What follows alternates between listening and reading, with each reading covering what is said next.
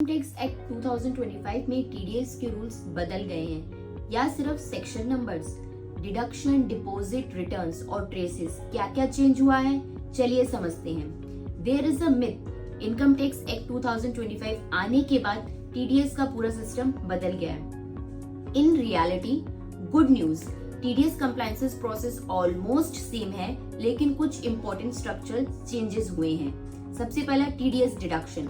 TDS deduct करने का principle same है, still applicable at the earlier of credit और पेमेंट। रेट्स और डिडक्शन मैकेनिज्म लार्जली अनचेंज्ड है। Second, TDS deposit. Deposit timeline में कोई मेजर चेंज नहीं है। डिडक्टेड टीडीएस को प्रिस्क्राइब ड्यू डेट्स तक गवर्नमेंट के पास डिपॉजिट करना होगा।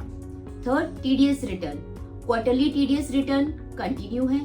Compliances process remains largely the similar, सिर्फ रेफरेंस और सेक्शन नंबरिंग नए एक्ट के अकॉर्डिंग अपडेट हुए हैं। Fourth, TRACES portal. TRACES 2.0 launch हो चुका है।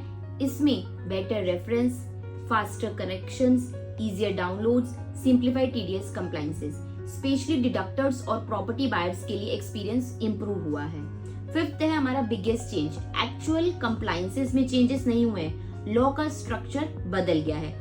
ओल्ड एक्ट में टीडीएस अलग अलग सेक्शन में था, अब इनकम टैक्स एक्ट 2025 में टीडीएस प्रोविजन कंसोलिडेट फॉर्मेट में ऑर्गेनाइज किए गए हैं, making the law easier to navigate. तो पैनिक मत कीजिए, टीडीएस कंप्लायंसेस वही हैं, बस सेक्शन नंबर्स और प्रेजेंटेशन नए हो गए हैं। ऐसे ही अपडेट्स के लिए फॉलो करें CA Chetna Kumbar for simple tax and finance.